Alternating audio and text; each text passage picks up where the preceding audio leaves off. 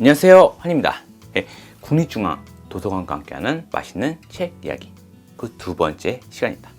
자, 이번에 다뤄볼 책은 이거예요.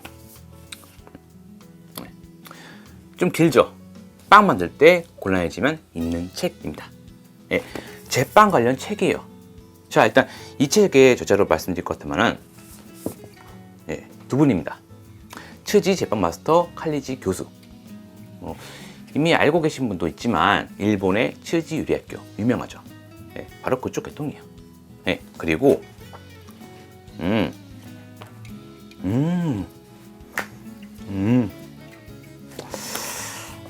솔직히 유리책은 그 사전 설명이 좀 필요할 것 같아요.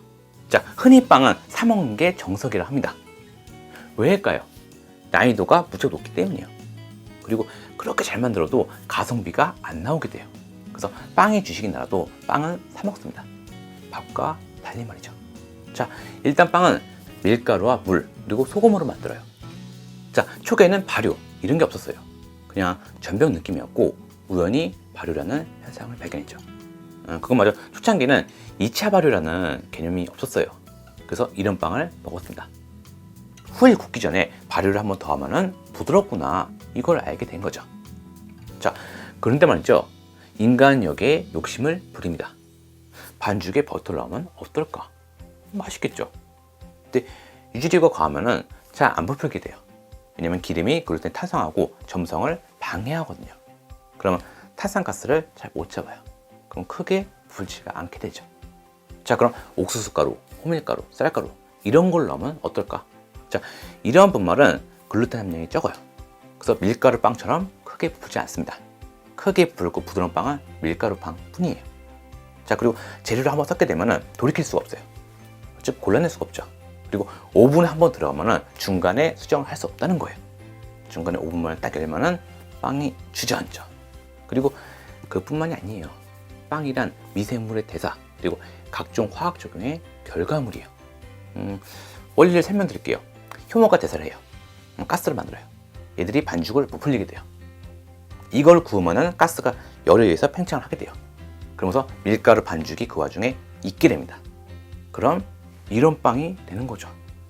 근데 여기에 뭔가를 더하고 비율을 늘리고 물을 많이 넣고 그러면 전혀 다른 결과물이 된다는 거예요. 자, 된장찌개가 맛이 없으면 조미료 조금 넣으면 돼요. 그럼 먹을만해요. 짜면은 물을 타면 돼요. 근데 빵은 그게 아니에요. 부풀지 않은 벽돌이 되어버리죠. 자, 그런 말이 있죠. 제빵은 레시피대로 하면 된다. 아닙니다. 절대 아니에요. 왜냐면 효모는 온도, 습도에 따라서 달리 반응을 하는 걸요. 그리고 온도하고 습도가 같다 하더라도 바람이 불면 또 달라요. 즉 레시피대로 하면은 그나마 덜 실패해. 이게 맞는 말이죠.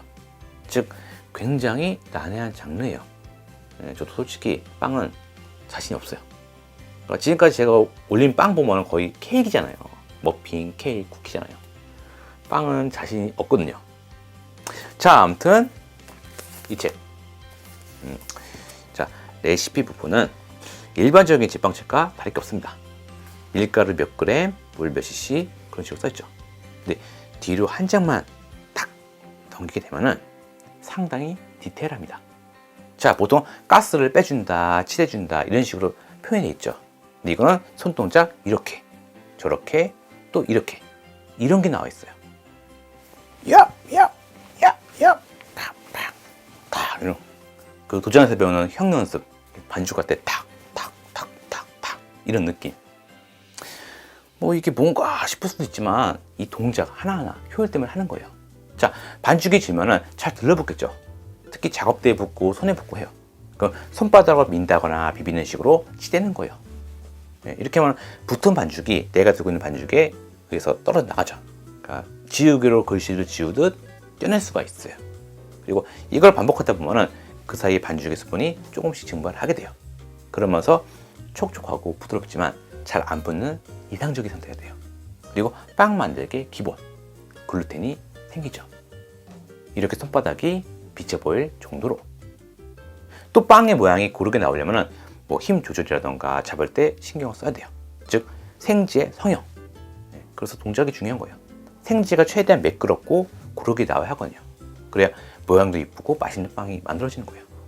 물론 베테랑들은 저마다 스킬을 발견을 해요. 반복을 하니까. 근데 막 빵을 만들기 시작한 이제 초심자에게는 이런 책이 상당히 도움이 되는 거죠. 자, 이 책은 그러한 동작을 상당히 디테일하게 묘사하고 있습니다. 밀가루와 물, 효모 위주의 빵일 때, 버터가 들어간 반죽일 때, 건포도, 견과류 같은 다른 재료가 들어간 반죽일 때, 크루아상처럼 버터를 넣고 젓거나 필링이 들어간 빵일 때, 필링이 빠지지 말라고 여미는 동작까지. 특히 여기 있는 이제 브리오슈 상용법 같은 경우에는 야 이거 뭐야 싶을 정도였어요. 그 병아리 안아 올리듯 살짝 그런 느낌 있잖아요. 반죽에서 3분의 1 정도 되는 지점에 손을 대고 이렇게 해서 잘라준다. 그리고 부드럽게 뒹굴린 후에 이렇게 잡고 이렇게 해준다. 이렇게. 그리고 레시피 한쪽을 보면은 이렇게 궁금해할 만한 부분이 쓰여 있어요. 그리고 그 페이지를 딱 넘기면은 거기에 대한 답변이 쓰여 있습니다. 물론 밀가루의 종류, 그리고 제과제빵에 많이 쓰는 재료, 도구, 오븐 사용 시 유의사항 등등. 일반적인 제빵책에 나온 정보도 함께 다루고 있습니다. 저도 사실 빵에 대해서 잘 아는 게 없다 보니까 제대로 설명을 못 하고 있는 것 같아요. 분명 리뷰인데 책 광고 같은 그런 느낌이 들기도 하고. 자, 일단 이 책의 디테일에 대해서 두 가지 예를 들어볼게요.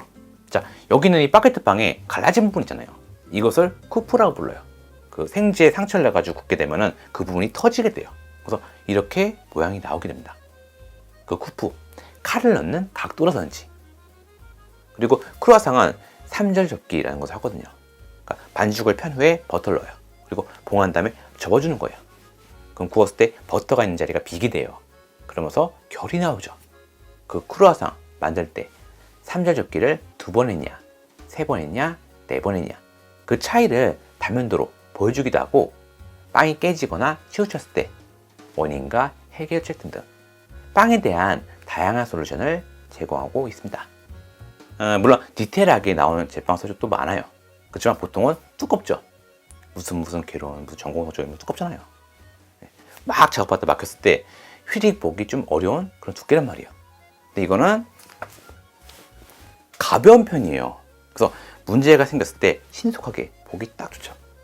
자, 이 책을 추천할 만한 층이라면은 빵 만들 때 곤란해진 층. 자, 빵 관련 책을 샀어요. 요즘 유명한 트렌디한 메뉴가 있고 유명한 사람이 쓴 거래요. 근데 해봤는데 잘 안 돼요. 망쳤어요. 그때 사서 보면은 딱 좋습니다. 물론 유명한 분들이 책을 대충 내는 건 아닙니다. 다만 늘 당연스럽게 해오고 있었고 습관이다 보니까 일반인들이 모를 거라 생각을 못하는 경우가 있어요. 아니 이런 걸 궁금해하는 사람들이 있나? 원래 이렇게 작업하는 거고 워낙 기본적인 거여서 기술이라고 할 수가 없는데. 좀 다른 장르긴 한데 저는 이런 댓글을 많이 봤었거든요. 유명 셰프가 알려주지 않은 꿀팁을 알려줘서 좋다. 근데 그 꿀팁이라는 게 그러니까 중식하는 분들이라면 너무 당스럽게 해오던 일이다 보니까 아니 이런 거를 꿀팁이라고 할 수가 있나? 딱 그런 거. 뭐 예를 들어서 이제 고기 화하는 이런 거 굉장한 기술은 아니잖아요. 근데 기본적으로 해오는 일이었고요. 즉 제빵에 입문해서 뭔가 이것저것 해보려는데 부족함을 느끼는 그런 분들에게 추천하고 싶습니다. 물론 단점도 있어요. 이 책의 단점이라면은 여기 나온 빵들이 너무 익숙한 빵이에요. 즉 메뉴가 베이직해요. 즉 세련된 거랑 거리가 있다는 거죠. 그렇지만 자꾸 실패한다면은 세련돼도 의미가 없는 거고 어려울수록 기본적인 것을 봐야 하는 법이거든요. 자, 이렇게 맛있는 책 이야기 두 번째 시간이 끝났습니다. 영상 괜찮았나요? 사실 빵은 제 전문 분야가 아니에요. 근데 굉장히 도움을 많이 받은 책이다 보니까 이렇게 다루게 되었어요. 다음번에도 이 책을 좀 다뤄볼까요? 그럼 반응 봐서 해보도록 할게요. 아무튼 다음번에도 맛있는 이야기로 찾아뵙도록 하겠습니다. 자, 그럼 안녕히 계세요.